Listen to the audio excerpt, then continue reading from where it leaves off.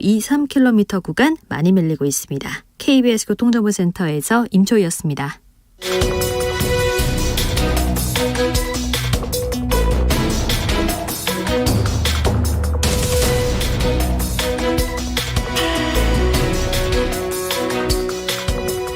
여러분께서는 끝장 토론 각설하고를 듣고 계십니다. 정관용의 시사본부 토요일 2부 끝장 토론 각설하고, 오늘은 국민의힘 법률위원회 부위원장 윤기찬 변호사, 그리고 더불어민주당 서용주 상근부대변인 두 분과 함께하고 있습니다. 후반부 공통질문, 이번 주에 가장 핫했던 말 한마디, 누구의 입에서 나온 어떤 말? 윤 변호사.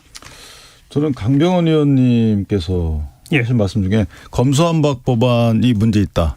이것 때문에 물론 이게 지지율을 떨어뜨리는데 원인이 됐다라는 취지를 이해할 수도 있지만 이제 문제가 있다라고 하면서 이제 그 차별화를 좀 꾀하고 있어요. 그렇다 그러면 지금 원구성 협상 관련해서 뭐 사개특위 명단 제출 이런 것들 관련된 후속 조치, 여기에 대한 앞으로 이걸 어떻게 해야 되겠다라는 의견까지 밝혀주시면 오히려 더 완전 차별화가 되는 것이고 일관성 있겠다. 왜냐하면 이전에는 이 법안에 대해서 반대를 안 하셨거든요. 그러다가 반대를, 과거 지난 거에 대한 반대를 하시면서 미래는 그럼 어떻게 할 것인지 앞으로 이것까지 입장을 밝혀주시면 좋겠다라는 생각합니다. 서 부대변인은 검주에 가장 핫했던 말 한마디. 그래서 국민의힘 쪽 얘기를 해야 되나 우리 쪽 얘기를 해야 되나 고민을 했는데 저는 우상호 의원 얘기를 좀 하려고요. 비대위원장. 네, 비대위원장께서 이번 주에 한동훈 장관 정신 차리세요라는 발언을 했습니다.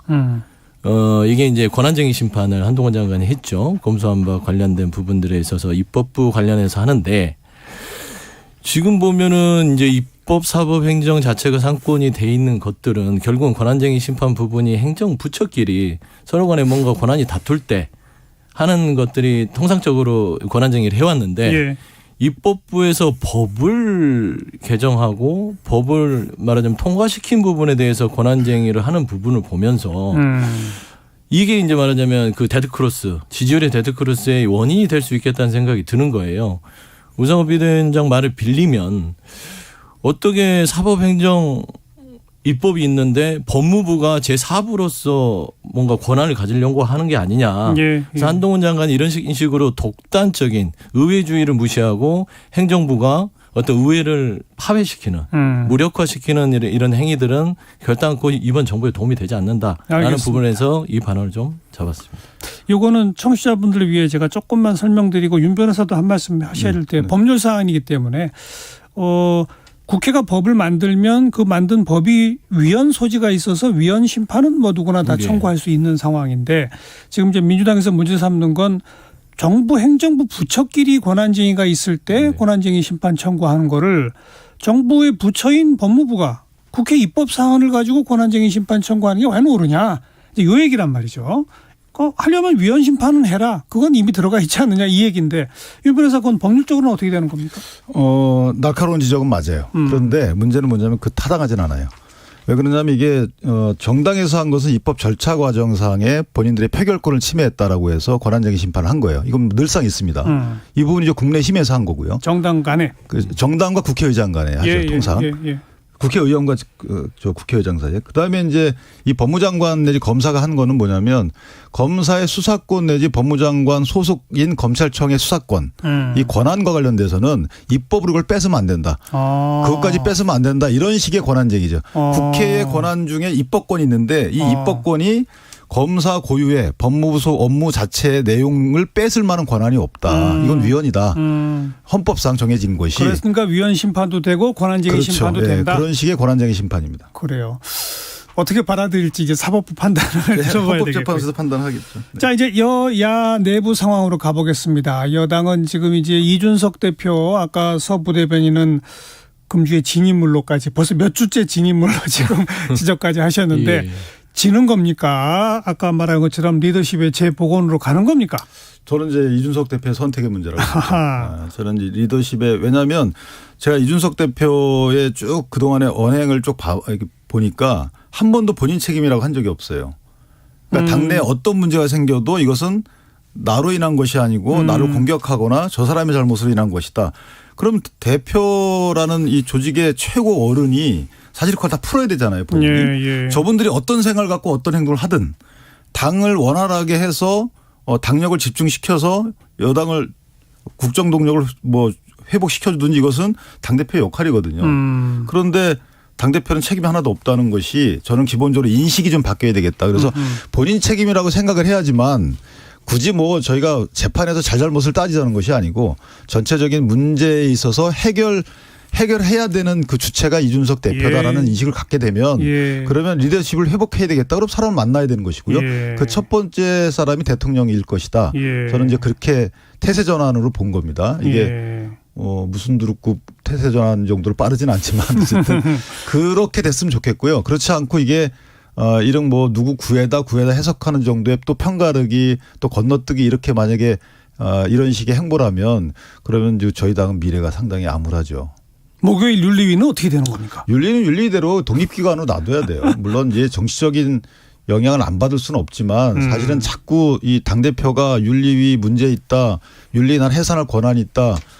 징계에 대해서 정지 취소할 권한이 있다. 이런 식으로 얘기를 하게 되면 윤리위원회는 윤리위원들이 그 암묵적인 압박을 안 받겠어요. 그 자체가 저는 당대표에서 굉장히 부적절한 행동이기 때문에 일반 당원들의 경우는 그럴 힘이 없잖아요. 그러면서 징계 다 받고 안 받고 하는데 왜 당대표 본인은 그렇게 본인의 권력을 이렇게 행사하려고 하는지 그래서 그런 부분도 이제 조심하시고 하면 지도력이 회복될 가능성도 있다. 전 그렇게 서부 대변인은 지금 권력 핵심은 이 대표를 버리는 걸로 결심했다고 보시는 거예요? 이미 오래된 것 같아요. 이미 오래전부터 이미 버렸다. 오래됐고 그러니까 그래서 비서실장까지 사퇴시키는 거다. 그것도 이제 말하자면 그 전에 이제 이준석 대표가 사퇴를 했었어야죠.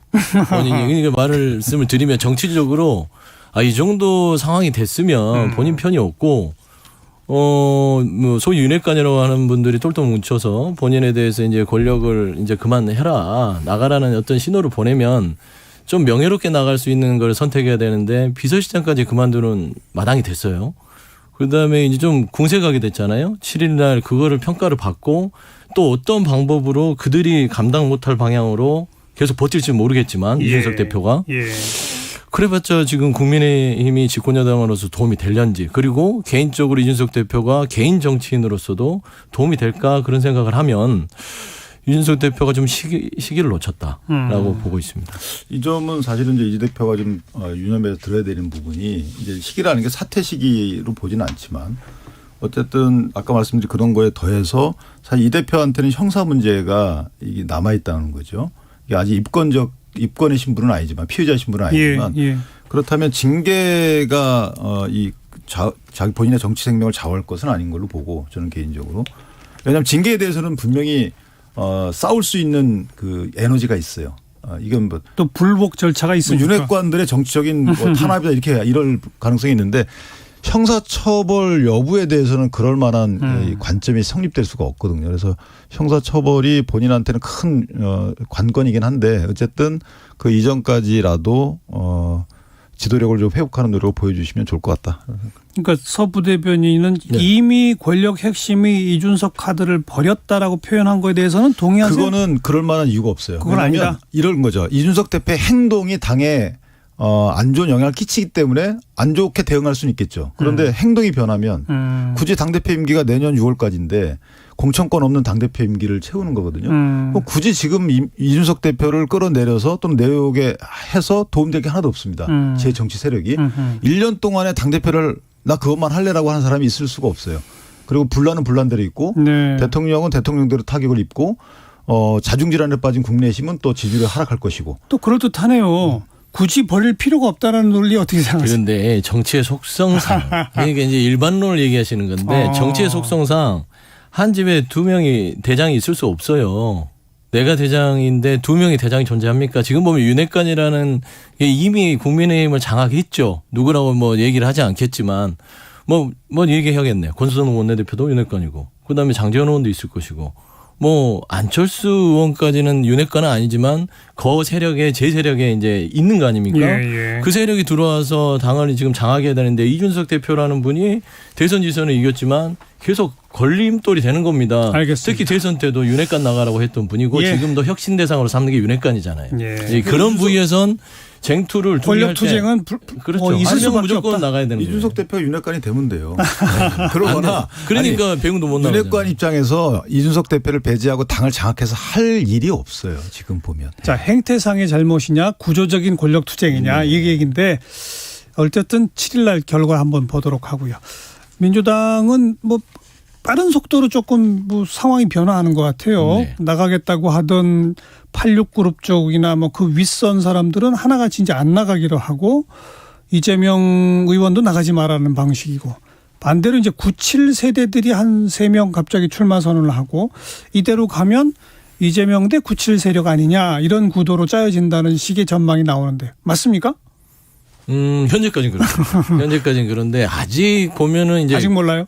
예, 그렇죠. 이재명 의원 자체가 지금 본인 거취를 뭐 본인 입으로 얘기한 건 아니니까요. 계속해서 이제 고문단까지 만났었고 고문단에서도 좀 참는 게 어떻겠냐라는 얘기를 들었기 때문에 장고는 들어간 것 같아요.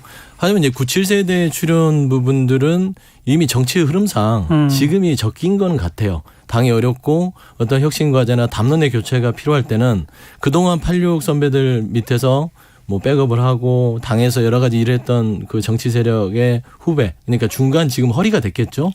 그분들이 나서서 이제 바뀔 때가 됐다. 그래서 이제 말하자면 출사표를 던지는 것이고 거기에 반해서 이제 홍영표 의원이나 말하자면 이제 친문계라고 저희가 소위 얘기하지만 그분들의 이제 불출마 부분들은 그러게 이제 친문들이 나감으로써 어떤 계파 투쟁으로 비춰지는 것을 막아야겠다라는 판단하에 결정을 내렸고 그 부대 조건이 있었잖아요. 이재명 의원한테 좀 출마하지 말아달라라는 게 더 이상 당이 담론으로서 교체를 원하지 그래야 민주당이 살아나지 어떤 계파 투쟁에 있어서의 결과물이 민주당의 발전에 도움이 안 된다라는 판단에서 어떤 그런 부분들이 결정된 것 같습니다. 97세대 3명은 만약 이재명 의원이 나오면 단일화 합니까? 1대1로 붙나요? 단일화될 공산이 크죠. 어떻게 각계 전투하면은 그래도 거물급인데. 그죠? 그렇지 않겠습니까? 예. 뭐 시나리오 상은 그러면 이재명 의원이 나오느냐 안 나오느냐에 따라서 여러 그림이 그려지겠네요. 그럴 그렇죠? 것 같습니다. 예. 근데 저는 97, 그러니까 70년대 지금 언급되고 있는 내부는 파괴력이 없을 것 같아요. 오히려 이재명 의원이 더 혁신적이라고 평가가 되고 왜냐하면 정치권에 있던 그러니까 지방행정단체, 지방자치단체 이끌던 시절 말고 정치권에 입문한 시기를 보면 이재명 의원이 더 새 거예요. 더 후보죠. 후배죠. 한참 후배고 훨씬 더 비주류로 오랫동안 있었고 이분들은 다 거의 뭐 비주류도 계시지만 어쨌든 당직도 맡은 분들도 많고 하기 때문에 저는 이분들 딱 봤을 때 검수완박 법안 말씀하실 때도 마찬가지고 오히려 이재명 의원께 당신은 혁신의 대상이다라고 할 수 있는 위치가 아니실 거다. 그래서 박지원 공동비대위원장으로부터 공격당할 위치로 자리매김할 것이다. 그래서 약간 또 저런 해석도 있네요. 구도가 지금 박지원 비대위원장이 들어올 구도를 만들어놨어요. 이미 이분들이 얘기하면서부터. 그러면 물론 이제 박지원 비대위원장이 이재명 의원에게 불출마를 말씀하셨지만 구도를 볼 때는 저는 상당히 70년대 후보가 오히려 더 공격을 받을 것이다. 기존에 뭐 했냐 이거죠. 기존에 뭐 해다가 당을 혁신하려고 나오는 이재명 의원을 혁신의 대상으로 공격하느냐. 단 하나뿐이 없죠. 그거는 선거 패배 책임이 있다. 근데 이쪽도 있거든요. 그럼 마지막 하나 남은 게 뭐냐면 수사받는 위치 아니냐. 이것뿐이 없는데 이걸 건드리면 또 금기시킨 거고. 그래서 상당히 곤혹스러운 선거운동이 될 것이다라고 생각합니다. 우리 97세대를 너무 박하게 평가하십니다. 아주 혁신적인 분들이에요. 당이 잘 키워서 지금 재선급들이고 대부분. 그러니까 이제 단순 비교를 하실 수는 있어요. 개인적 의견상 이재명 의원이 더 혁신적일 수 있겠다. 알 수 있겠지만 저희는 그렇습니다. 이게 꼭 그렇게 살아온 어떤 이력을 가지고 혁신이다 이력이다 나눌 필요는 없고 당에 대해서 어떤 생각을 갖고 있느냐, 그다음에 어떤 담론을 만들어서 어떻게 이제 당을 발전시키느냐에 대해서 의견을 힘을 모을 수 있는 분들은 저는 97들이 더 뛰어나다고 보고 있거든요. 그래서 저는 재밌는 전당대회 일정이 며칠이죠? 8월 28일입니다. 그 후보 등록은 언제? 7월 17일이죠. 7월 17일. 17, 18. 그러면 여기도 오래 남지는 않았네요. 그렇습니다. 이재명 의원의 이 고민도 앞으로 한 2주 안에는 결론이 나야 되겠네요. 아마 막바지에 가서 그죠? 하지 않을까 좀 보고 있습니다. 일정까지만 확인해 봤고요. 자, 시간 거의 다 됐습니다만 주말 사이에 외국 갔던 권성동 원내대표 와서 박홍구 원내대표 만나겠다고 하는데 원구성 협상 타결 가능성 있습니까? 없습니까? 저는 좀 높아졌지 않나 생각이 드는 게 이건 제가 뭐 개인적인 생각입니다. 그러니까 법제사법위원장하고 이제 사개특위위원 명단의 경우에 명단은 내되 사개특위 위원 결의안에서 있던 그 사개특위 업무 범위를 좀 줄여야 돼요. 사개특위 그 결의안대로 그대로 가면 법제사법위원회가 유명무실화됩니다. 거의 망라된 사법체계 전반을 손보겠다 이렇게 돼 있기 때문에 그 부분으로 혹시 접근하면 어떨까라는 개인적인 생각은 합니다. 그리고 이번에는 타결될 가능성이 높아졌다. 돼야 될 것 같아요. 어떠세요? 안 되면 안 되죠. 지금 민생이 이렇게 팍팍한데 지금 뭐 이제 그 정쟁 뭐 정략적 판단하지 마시고 들어오셔서 국회 열고요. 이 팍팍한 민생 살리기 위해서 빨리 원구성했으면 좋겠다. 네, 그렇게 생각하고 그럴 수밖에 없을 것 같습니다. 저희가 원래 7월 1일 하려다가 7월 4일까지 기다려주는 것은 기본적으로 그래도 협치를 해서 이뤄내는 것들이 국민 보기에도 지금 날도 덥고 물가도 높고 하는데 또 이 정치권까지 싸우면 되겠습니까? 그런 부분에서 4일까지 기다려줬으니까 권선동 원내대표 필리핀 가 잘 쉬고 오셨으니까 오셔가지고 빨리 합의했으면 좋겠습니다. 일하고 왔어요. 가서 쉬고 오셨다는 표현을 저희는 이제 그렇게 보고 있습니다. 야당 원래 이렇게 보는 협치가 안 야당 원래 이렇게 보는 거예요. 아마 이제 의사일정 공직권이 의장의 독자적인 권한이냐 여부 갖고 법리적인 논박도 있어요. 그러니까 양측에 다 부담이 되거든요. 그러니까 의사일정을 공지할 의장이 없기 때문에 실제 임시 집회 공고를 사무총장이 했다 하더라도 그럼 4일 날부터 회를 열 수 있는 것이지 4일 날 열리는 게 아니거든요. 이런 식의 법리적 공방도 있어서 저는 민주당이나 국민의힘에 다 부담스러운 상황이다. 그래서 조금 양보하는 선에서 결정하면 될 것 같다고 생각합니다. 뭐 이거는 이유 여하를 막론하고 국회가 일을 하는 모습을 빨리 보여야 된다는 거는 너무나 정답입니다. 그렇죠. 특히 지금 경제 문제 얼마나 심각합니까? 그러니까 경제 문제 이렇게 여당 뭐 하냐 이렇게 나오기 때문에 할 말이 없는데 이미 2021년도 7월 달 협의된 대로만 이행해 주면 좋은데 그리고 나서 다음 문제는 다음에 협의하면 좋은데 더 이상 얘기하면 또 그렇게 따지면 또 책임론으로 가니까요. 아무튼 그래서 주말 사이에 순조롭게 타결을 지어서 여야가 함께 본회의장에서 국회의장도 뽑고 그리고 이제 의사일정 정해서 빨리빨리 민생 현안 또 뭐 법률 개정 사안들 지금 새 정부가 여러 가지 제출하고 있지 않습니까? 빨리 논의에 좀 착수하는 그런 국회를 봤으면 좋겠네요. 자, 정관용 이사본부 토요일 2부 끝장 토론 각설하고 오늘은 국민의힘 법률위원회 부위원장 윤기찬 변호사 더불어민주당의 서용주 상근 부대변인 두 분과 함께했습니다. 두 분 수고하셨습니다. 고맙습니다. 네. 자, 노래 한 곡 골랐는데요. 락그룹 스팅이 냉전 당시에 소련을 비판하면서 반전과 인류애를 호소한 노래로 러시안스라고 한 노래가 있습니다. 최근에 우크라이나 공격에 항의하면서 유튜브에 공개된 곡 스팅의 러시안스 함께 듣고요. 저는 또 내일 뵙죠. 안녕히 계세요.